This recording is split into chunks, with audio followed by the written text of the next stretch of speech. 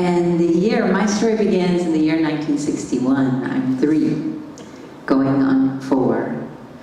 And my mother divorces my father and decides to enroll at Del Mar College, where she's going to get a vocational nursing degree, which means she's going to leave me with her parents because she has to be commuting from the little bitty South Texas town in Duval County to Corpus Christi, so that means I don't see her all week, and then she comes home on the weekends. Well, I should say, where's Daniel? That was the wound that actually gave me the biggest gift, because I learned the art of acting. Yes, let that in for a second. The art of acting. My grandfather would love to tell the story till almost the end of his life. Amparito, play Miss Mamie, mija. Do Miss Mamie. I was 3 years old, apparently a great impersonator. Miss Mamie was the 60-year-old elementary school principal, and I would rock it, okay? And then he'd say, Amparito, play Father Epi, Castilian priest from Spain. And apparently my little 3 going on 4-year-old could rock it. Then he would say, Amparito, play Chubby Checker. And because I had seen Chubby Checker in American Bandstand and was blown completely away. So my 3-year-old version of Chubby Checker was more like James Brown doing Chubby Checker. I mean, I would tear up the stage, and he would have me do this in front of big, you know, the Mexican family get-togethers. No, hombre, I didn't have a microphone, I needed one, okay? But he would take a collection up for me, and so I would end up with pennies and nickels, and boys, that's a lot of money in 1961. Well, that's when I fell in love with my life calling, because it didn't matter what my age was. I could play it. It didn't matter what my gender was. I could play it. And it didn't matter what race I was, because I could do an African-American man like cutting the rug like no other.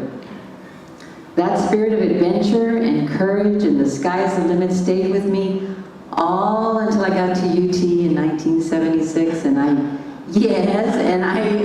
I still believe that the sky was the limit for me, and I quickly became one of the top actors in a very big department. I was a handful of the actor that would get the lead or the supporting lead, and it was either me or Marcia Gay Harden, and those of you might know her, she went on to win the Academy Award, right? So either she would get it or I would get it.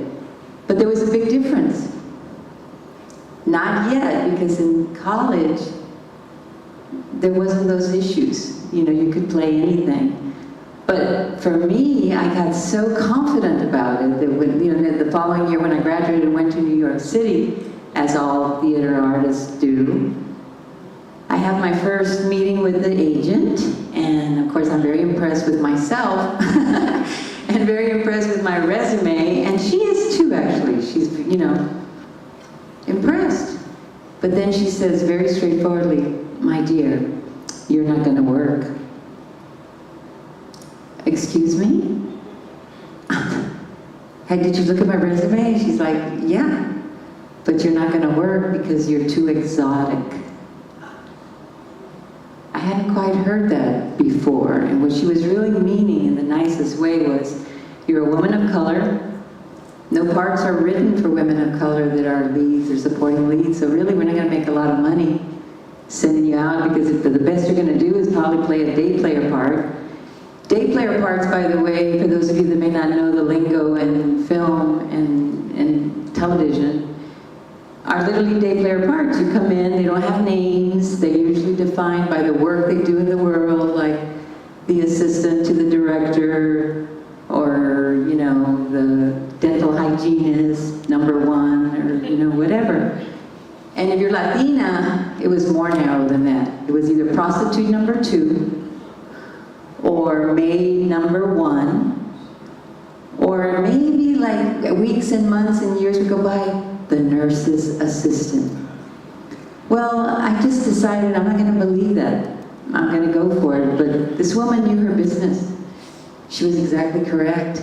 My friend Marsha landed in New York, and she immediately started reading leads and supporting leads. And that's easy to get an Academy Award if you're reading leads and supporting leads. But if you're doing the day player part, they're basically saying, do you want milk in your coffee? Who's going to give you an Academy Award for that? Right? So I did not give up, though. I got more determined and more disappointed, and in some ways more humiliated. About, I guess I'm in my late 20s, I get an opportunity. I get cast as maid number 1. But she actually has a name, which is another hierarchy in film land. If you have a name, you're featured. And that means you're a different pay scale. And if you have a second name, woo, you're competing for the lead or supporting leads, right? So she had a name, her name was Cassie, and I got it for 2 weeks. Now, when you work 2 weeks, this was a film for NBC, Movie of the Week, and when you work 2 weeks, you get insurance for the year, and I literally made enough money in those 2 weeks that I would normally make in a year. So, okay, I'll do the maid, okay. Cassie, and I said, well, you know, I remember arguing with my agent, I said, Cassie doesn't sound Mexican, so can I be Texan like everybody else? And they're like, sure, Ampy, just go for it. So I did, but here's what happened on the set. We were shooting in Johnson City somewhere, some very rich, it was a historic story about a Texas millionaire who murders his wife. And so we're in Johnson City in some very fancy house, and the owner is very proud, Texan, you know, because he gets to be around the big name stars, and he's, you know, he notices that I've got my little starched maid outfit, and apparently it attracted some fetish in him or something. I'm in my late 20s, and so I'm waiting for my scene because I want to watch the big name actors. I want to watch their processes. You know, I'm a student of acting. I want to see how they do it, basically.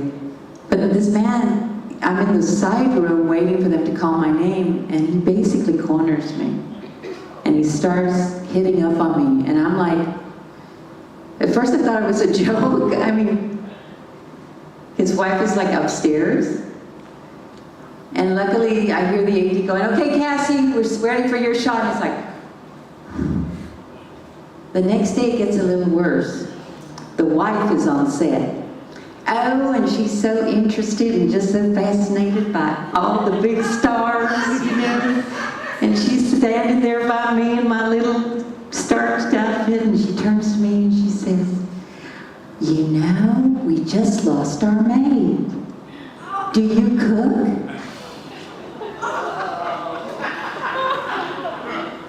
So I look at her and I go, I can act like I cook.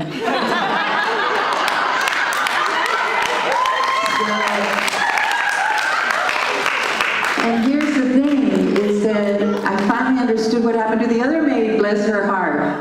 Why she probably quit, you know, if this guy's chasing her around the pool table. Well, it only gets worse. Soon after, I get a call to audition for the Mexican whore. Moving up. The Mexican whore it's at the brothel. But you know, it's July 4th with Tom Cruise, and I get to be in bed with Tom Cruise, right? So I'm thinking,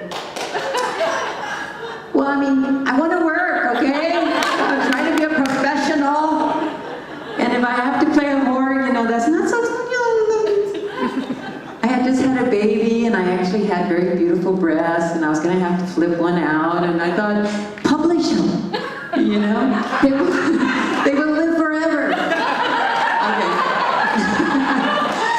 So I actually get the call back, and when you get a call back, you meet the director and you meet the producer, so that alone was awesome. I get to have a great conversation with Oliver Stone, and everything goes very well, but another lovely actress from Los Angeles who I admired very much, great theater actress, got the part.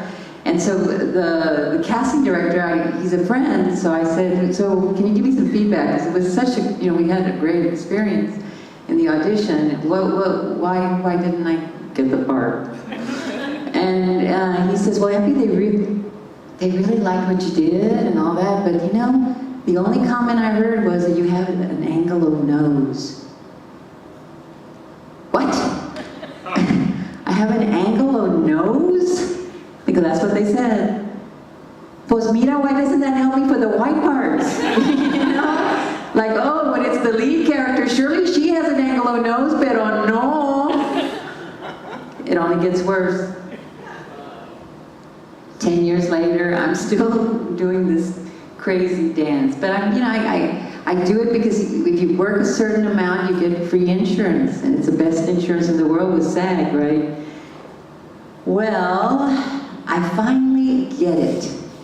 That turning point that we've all been talking about. I'm living in Los Angeles, and the Screen Actors Guild women, because they've all become feminists and they've become awake in consciousness, and the Meryl Streeps of the world are pissed off because they're not making as much money as the Jack Nicholsons of the world, so they put up a big stink with the union, and the union does a study. They take every character that's been on TV in 1991, they break it down by race, age, culture, ethnicity, job, what are they doing, and then they publish it in the LA Times. Well, I was fascinated as a scholar to quickly scan everything and look for Hispanic, because that's what we were called then, right?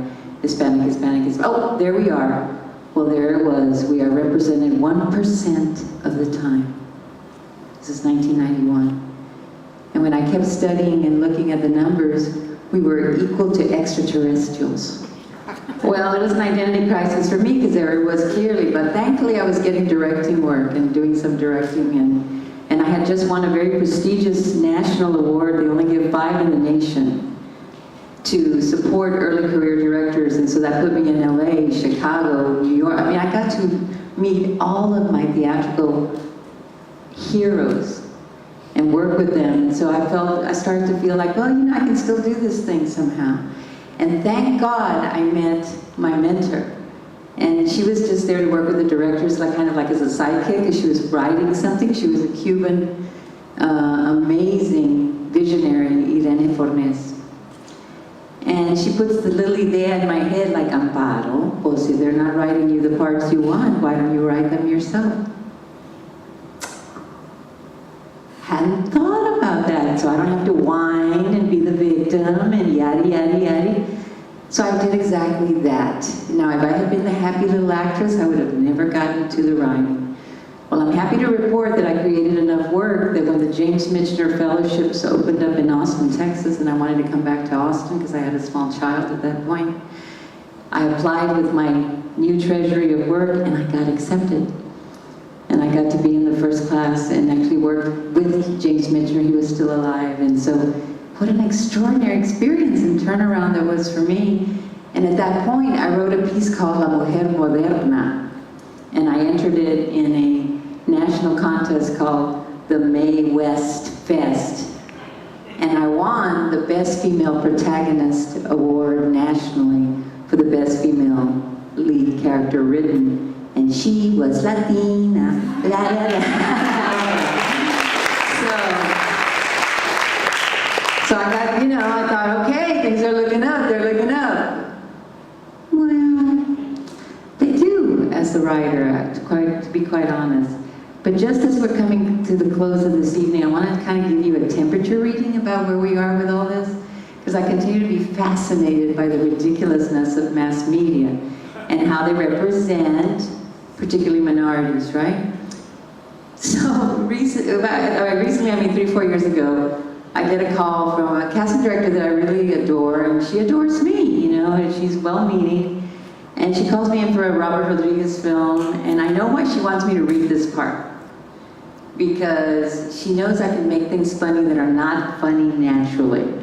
Like I always get a chuckle out of her, and it's always a good sign when the director guffaws, because, you know, and maybe it's not the way the part is written, but it's the way the little Amparito likes to do it, right? So I got why she wanted me to read this, but I call my agent up and I go, wait.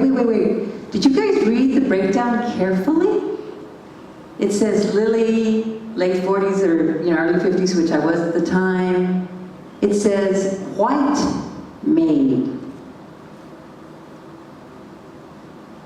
Robert Rodriguez is using Latino leads, and he's writing a white maid feature card, but white made for a reason. He's reversing these ideas. Why are you wanting to read me for a white maid when it's a white wife of the president or the white wife of the girl next, guy next door, whatever? Pues I'm not white enough then. Well, since then they've gotten they get very apologetic when I get a call. I actually got a call for a 55-year-old prostitute a couple of years ago, and I thought, now it's flattering. As I get older, it's like, really? You want me to do that? Okay. Well, it was a scene with Robert Duvall, so I considered it, right? But what I'm saying is it gets equally crazy and ridiculous. But here's the happy ending as we come to the ending of the evening. A couple months ago. ¿Qué pasó? Hello? Do I have to project? Yes. No. Let's take a little moment. I think the battery went out.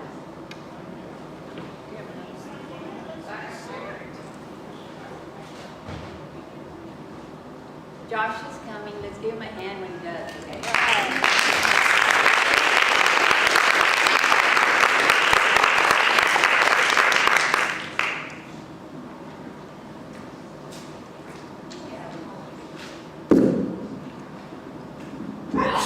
Thank you, Josh. Microphone number 2.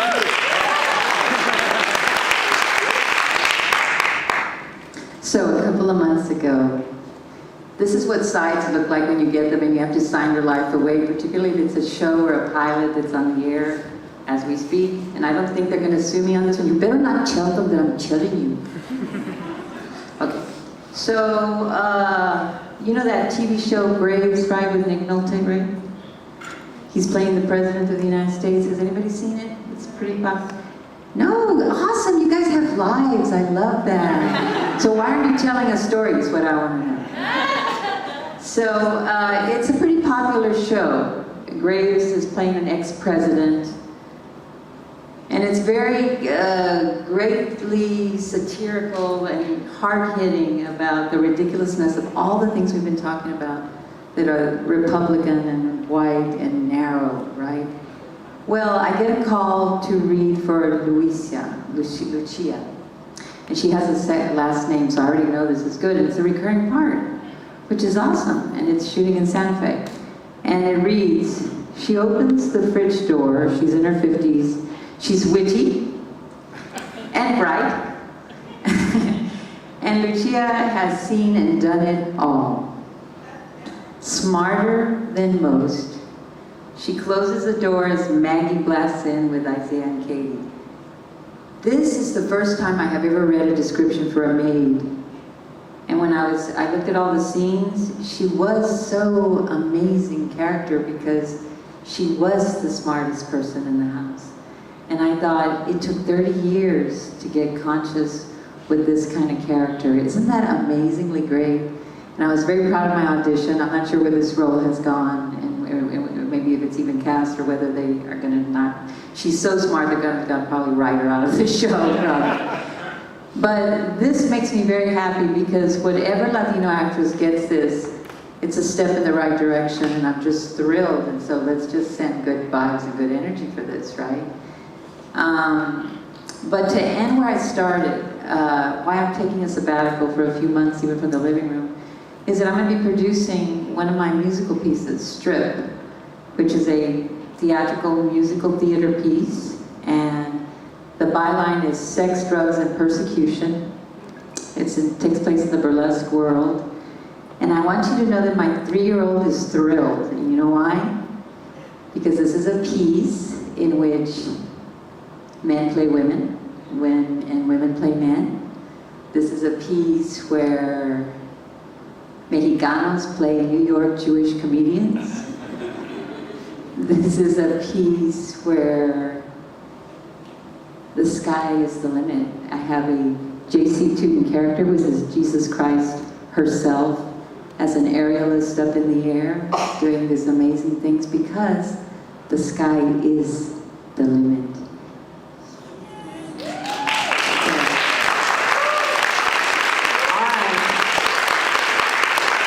Storytellers,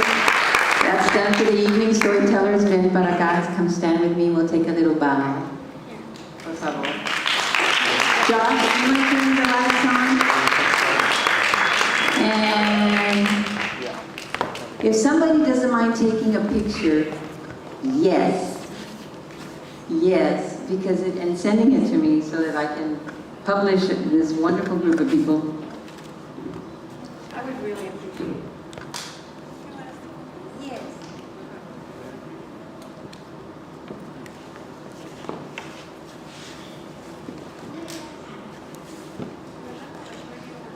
Wherever you want. Now, if there's before we take a sweet little bow. Oh, look at all those pictures. Oh my God. It's incredible. I really want to thank you for being here this evening. I want to thank these amazing storytellers. I want to thank the Mexican American Cultural Center, all of you that donated to make this possible. Thank you so much.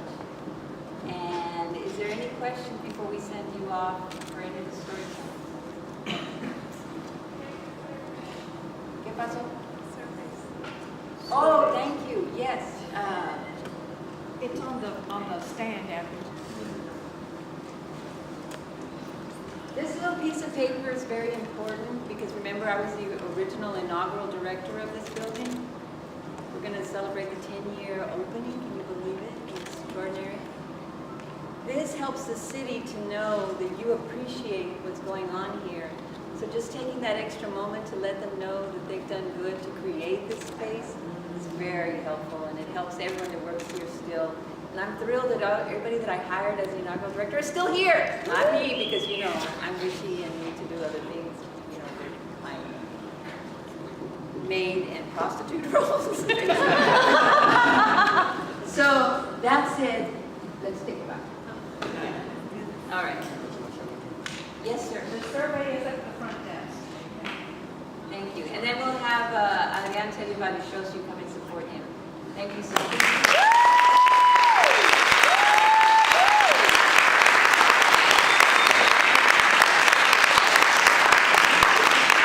I'm going to be doing the full show that monologue is part of here, the September 8th through 10th at the Black Box Theater, and it'll be the week before the 10th anniversary of the MAC, which is really special to me too, because me and Amparo worked together to put together the first theatrical performance that was done here in this room. With no budget. No, a Mexican budget. But anyway, so look up the LatinoComedyProject.com or look up the Latino Comedy Project on Facebook, and I'll be promoting that show starting in a couple of weeks. So that's it. Thank you.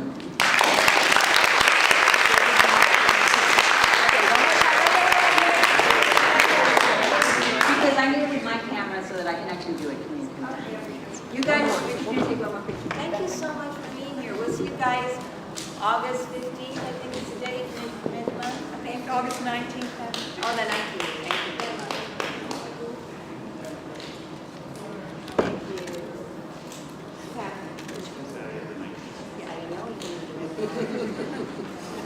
Thank you so much. Have a good night, you guys.